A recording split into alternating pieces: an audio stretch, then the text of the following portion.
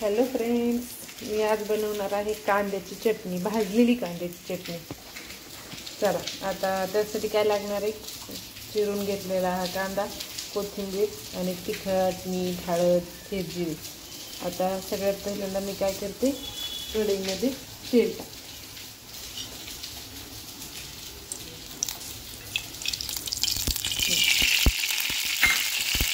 तेल थोडं मीडियम, जास्त नाही। चला आता टाकते त्याच्यामध्ये जिरे, थोडीशी मोहरी आणि लगेच कांदा।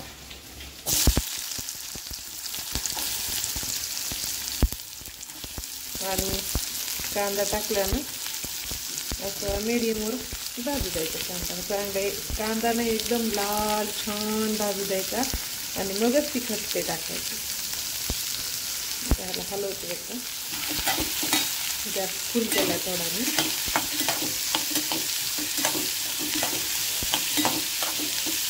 आणि नंतर एक हे सांगते तुम्हाला, कांदा जर लवकर भाजायचा असला ना त्याच्यामध्ये मीठ टाकायचं। मीठ टाकलं ना कांदा लवकर भाजतो। आता मीठ टाकलं मी, आता आधी छान भाजू द्यायचा कांदा।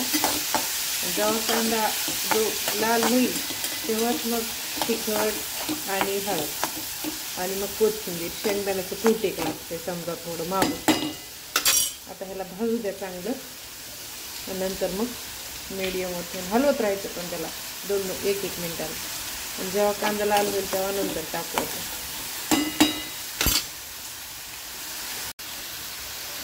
फ्रेंड्स, मी त्याच्यात तेल आणि जिरे, मोहरी आणि ते कांदा टाकलं बरं का। ते करता करता एकदम ती शूटिंगच झाली नाही चुकून माझ्याकडून। आता हे दाखवायले मी तुम्हाला। आणि त्यात फक्त मी मीठ टाकले बरं का, ती शूटिंगच निघल्या गेली माझ्याकडून एकदम। तेच सांगेल तुम्हाला की मी जिरे, मोहरी आणि कांदा टाकला, त्याला हलवलं आणि मीठ टाकलं। मीठ का टाकलं तर मीठ टाकल्यानंतर कांदा लवकर भाजतो। आता त्याला भाजू द्या चांगला।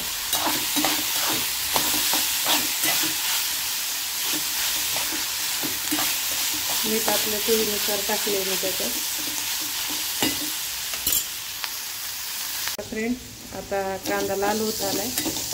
मी मगाशीच मीठ आणि ते टाकले बरं का त्याच्यात, दुसरं काहीच नाही टाकलं। जिरे, मोहरी आणि मीठ। आणि कांदा लाल लाल होत आला की भाजायचं, भाजत राहायचं। चांगला लाल झाल्यावरच तिखट ते टाकायचं। आधी का नाही टाकायचं तर आधी जर टाकलं तिखट तर तिखट करपून जाते आणि मग कांद्याची चटणी खराब लागते, म्हणजे कडू लागते। आता होत आला जरा टाकण्यासारखं, तिखट टाकण्यासारखं लाल होत आलं। आता मी टाकते ह्याच्यामध्ये तिखट,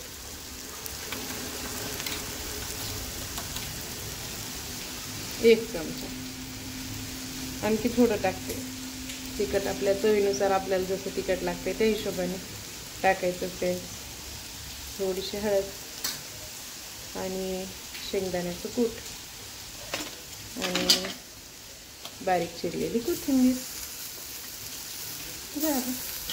मस्त हलवून घ्यायचं त्याला छान।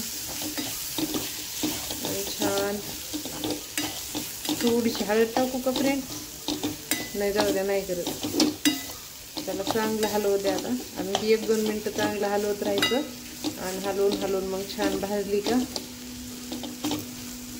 मग झाली रेडी कांद्याची चटणी। कांद्याची चटणी ही भाजलेली ना भाकरीसोबत, गरम गरम ज्वारीच्या भाकरीसोबत किंवा बाजरीच्या भाकरीसोबत खूप टेस्टी लागते।